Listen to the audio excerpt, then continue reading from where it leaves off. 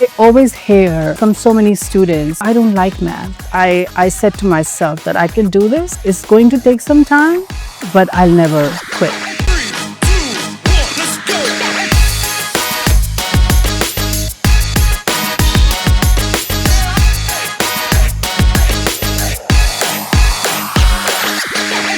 Welcome to the Tenacious Teacher podcast. I'm your host, Candace Tolliver Burns, and this episode is powered by the Friendship Public Charter School Network. Today's guest is an incredibly tenacious educator whose journey spans across 2 continents, from teaching high school math in India to coaching teachers on math pedagogy right here in D.C. Bharti Bhasin brings a curiosity, a passion, and a global perspective to building scholars who are doers, thinkers, and drivers. Bharti, I'm so glad to have you on the podcast.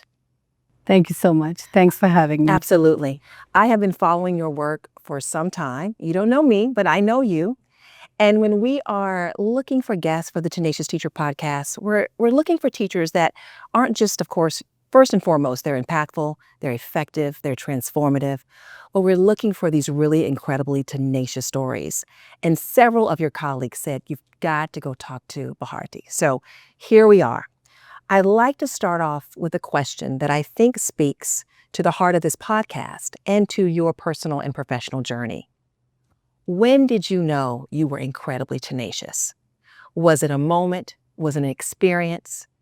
Was it an encounter? Something that required you to not just work hard, but to persevere and achieve your goal no matter what. So again, thanks for having me, and thank you for such kind words because they really mean so much to me. So I'll take you back when I was in high school in India. And I had this inbuilt thing in me, which I realized when my peers and my friends told me that whenever they had some issue with the math problem, I do a good job explaining them the problem, like the way I broke it down for them. It was something like they understood really well. And, during that time, when we are in high school, we are still thinking of what you really want to do in life, right? And that just geared my interest more towards math. And then the journey didn't stop since then. So I taught for almost 9 years in a private school in India. Actually, it was my own school. I was the alumni of that school.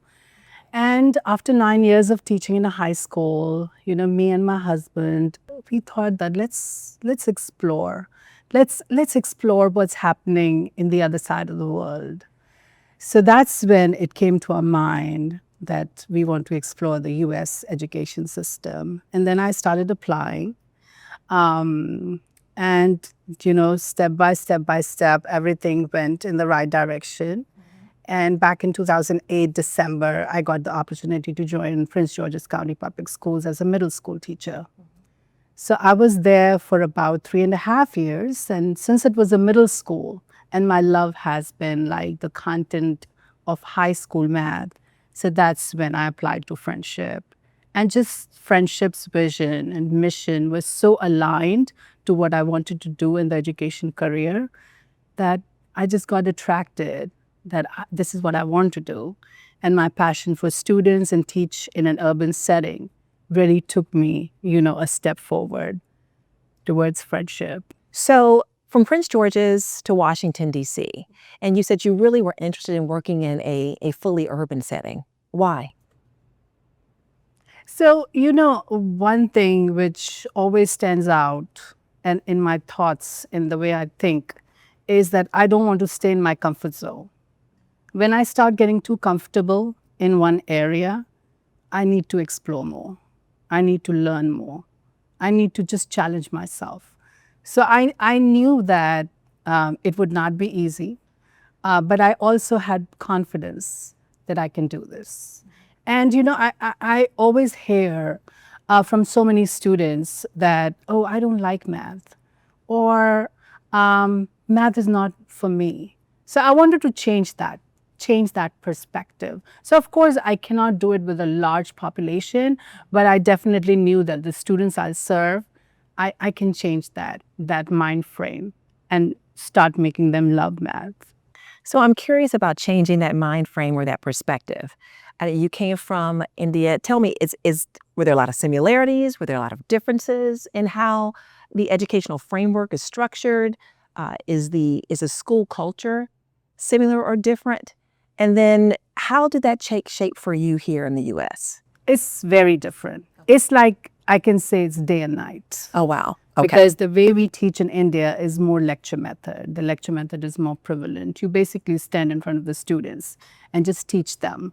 And there's a board in the class. You had markers and just that, right?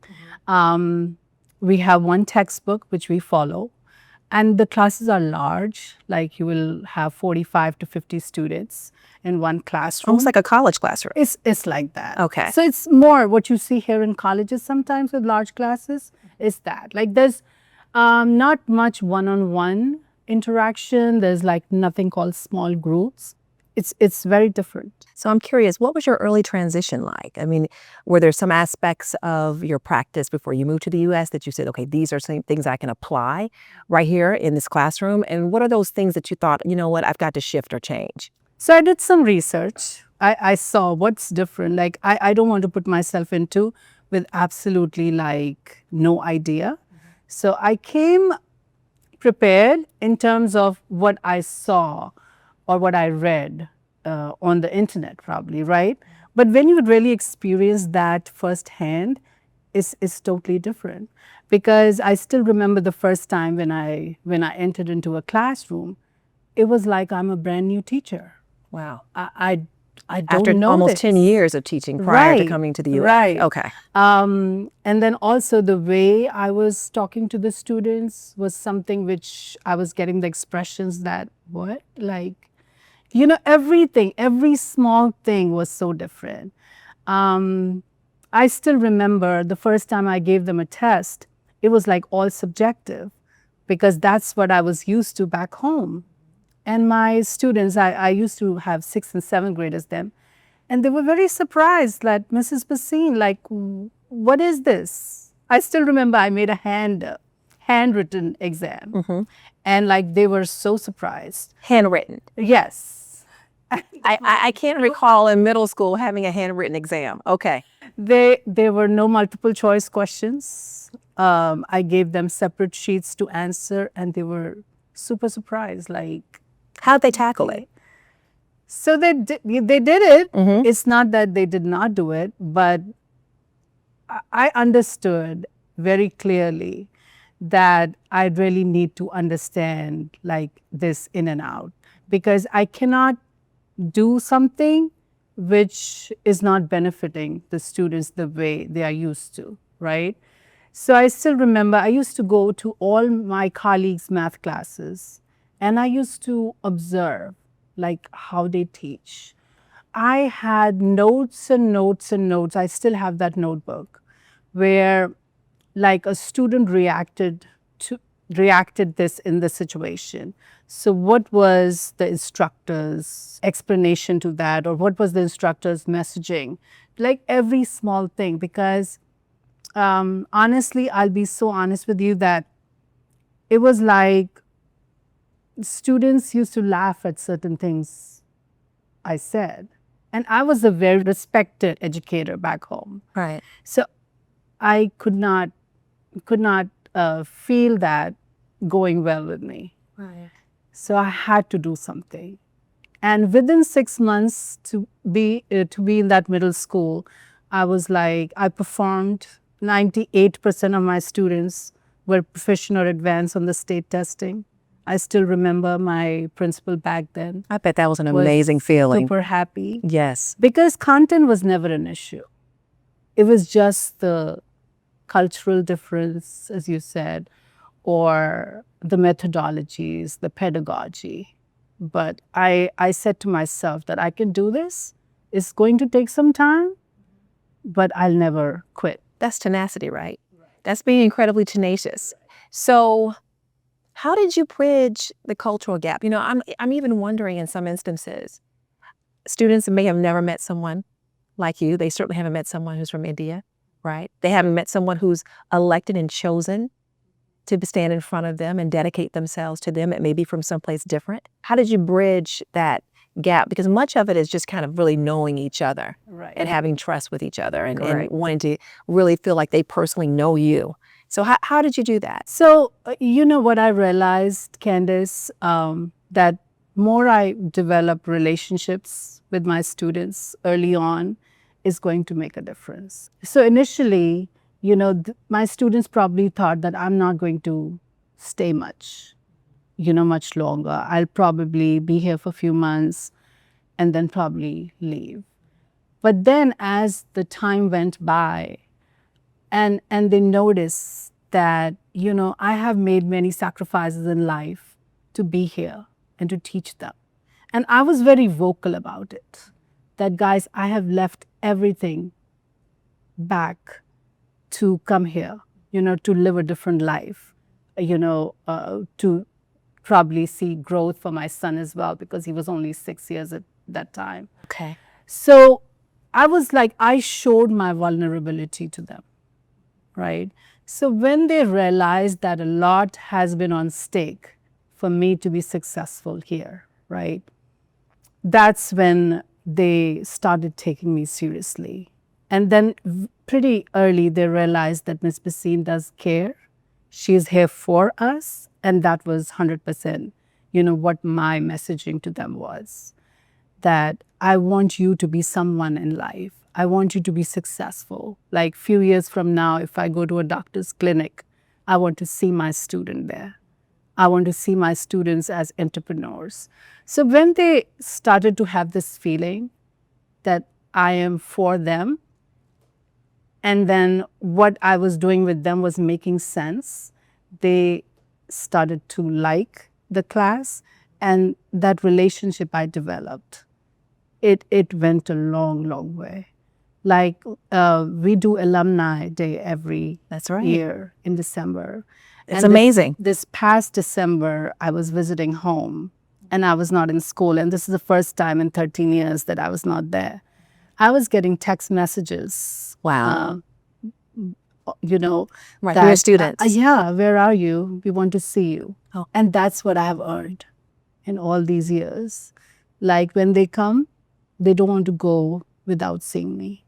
And that makes a difference. That makes me feel that whatever I have done in life, I have touched some lives, right? Mm-hmm. So that just stands out for me. That's beautiful. When you think about building scholars, particularly in math, I'll speak from personal experience. High school math, I would walk into that high school math room class, that high school math classroom, and I'd have so much anxiety. So much anxiety. How do you tackle that with your students? How do you make math relatable, relevant, and accessible? First thing, my messaging to all my students is always that no question is small, no question is dumb, and it's okay to fail. It's okay to fail to begin with, right? But eventually you'll feel better, you'll feel confident. And when they see that comfortable environment in the class, the comfortable vibe, where no one is judging nobody, I never make any comments like, oh, that was so easy. Why did you get this wrong? No. So they get that vibe from me that it's okay. It's all right. And then we try to have like a lot of conceptual understanding in the class. It's not just about procedures, it's about the whys. Like, why are we doing this? How are we doing this? And just connecting things to real world. That's one of my biggest goals. I know sometimes it's not possible always, but we try to as and when we can. So when it starts to make sense, starts to develop those connections, and when they start learning about the concepts behind those skills they're learning, it just automatically flows. So you've been with the Friendship Public Charter School Network for 13 years. Tons of schools in Washington, D.C. and beyond, but you elected to stay with Friendship. Why? Because I just love Friendship. I love the students of Friendship, and I love my colleagues. There has not been one single day when I was made to feel that I am an outsider. I just feel like home. Or I would say my friendship just makes me feel like a family because I'm just so invested in my scholars. I love them, they love me. And I never felt like, thinking about a different district. So oftentimes I'm asked, what does it mean when friendship says, the friendship family? And it sounds like to me, you're included, it's inclusive, your voice matters, your expertise is respected, and most importantly, you've built this bond with your colleagues and your scholars that's enduring. So in your role as a math instructional specialist, tell me, what does that mean and how does it take shape day to day? So for me, my role as a math instructional specialist means that every math classroom at Friendship Collegiate Academy should look and should pursue excellence. I am not that coach who would always come and tell their team to do ABC. I believe that this is the work we have to do together. And I am just the person who just brings everything together in terms of, say, you go to an algebra classroom or a geometry classroom or a pre-calculus classroom. Every classroom should look the same in terms of rigor, in terms of their organization, in terms of their thorough planning, in terms of, say, collaborative planning. So my role basically is to make sure that level of excellence is maintained in all the classrooms. And it's, again, not just the work done by my team, my teachers, but doing the work. I'll give you an example. Say, for example, a teacher is struggling with, say, finding a creative idea of how to teach a particular skill, which would make students more engaging, or it will go in a direction that which is a demand for how our new exams and things are set up. So we will sit together and plan and create that activity together, and we'll practice together. If somebody needs to model the activity for them, that will be done. So it's a work in tandem, just to ensure that we are at par with the expectations of friendship. So speaking of planning and modeling and bringing these new practices or bolstering existing ones, how is Collegiate integrating or introducing AI to its teaching staff, but also its scholars? I know that's something that you've been very passionate and focused on. So how is AI taking shape on your campus? So we have to be very careful with that. We have to be very careful with technology because technology could be either great or it could really, take away the thinking and the creative side. You're the first person to say that. I've asked that question a few times, and that's a very, very honest answer. Okay, so tell me why. So, say for example, we gave them a multi-parts question. It's very easy to just, with different features these days, to just, find the answer online and just copy it or not really pay attention to the actual thinking and the actual conceptual knowledge which went behind that problem, right?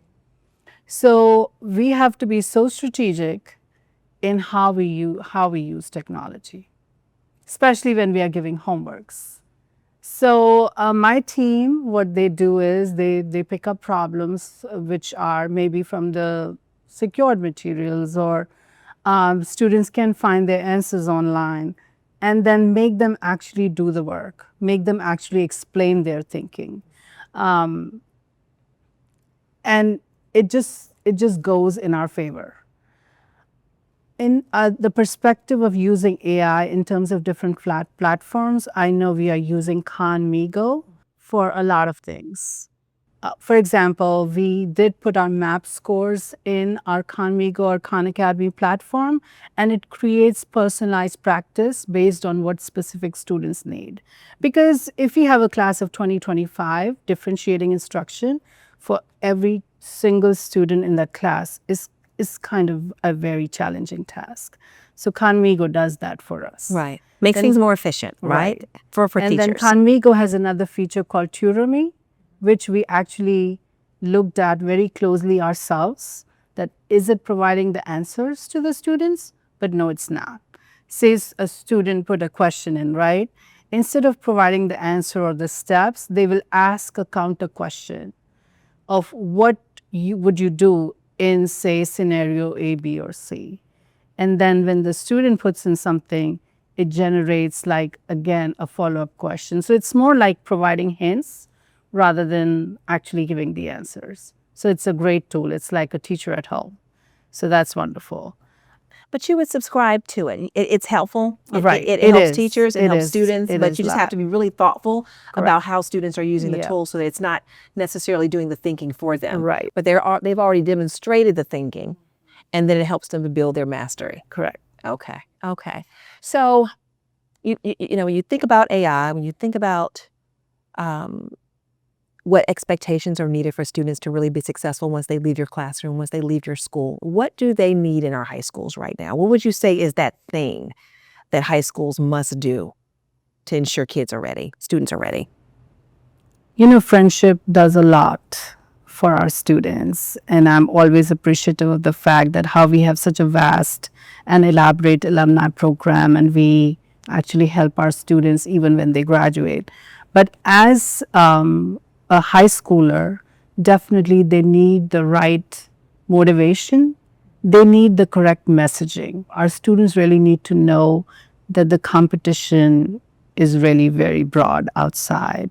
So in order to compete with the other students in the United States, or as a matter of fact for the rest of the world, you can do this. You know, we have to let them know you can do this. You have to just go out there, make sure that you are going with full confidence. You are demonstrating the core values which we always speak about, and you're just staying consistent. And don't give up. There will be ups and downs. Every day is not going to be a rosy day, but don't give up. Just keep the motivation up. Just keep the hard work up. And the right combination of motivation, hard work, and staying persistent will get you where I you think need that to do. that is the message. That's the tenacious message that I think educators need to hear, students and families need to hear. They really need to understand that their time that they spend with you, the time that they spend at Friendship Collegiate in those classrooms, are opportunities that will really set the path for them for the rest of their life. And they've got to have that determination, and they got to demonstrate that determination in high school so that they're prepared to move forward from there. I'm so grateful to have this conversation with you. I know that Friendship is so incredibly grateful that you chose them and you chose to invest your talents and your expertise here at Friendship Public Charter School. Thank you for being so incredibly tenacious. I hope we can talk again soon. Absolutely. And thank you so much, Candice. Again, thanks for this opportunity, because I'm doing this in front of you today. I had never thought about that ever, like before, that I'm going to do something like this. But thanks for this conversation. It means a lot. Likewise. Listen, we need to hear your voice. More teachers need to hear your voice. They need to hear your story. And I guarantee you it will inspire them. Thank you. Thank you.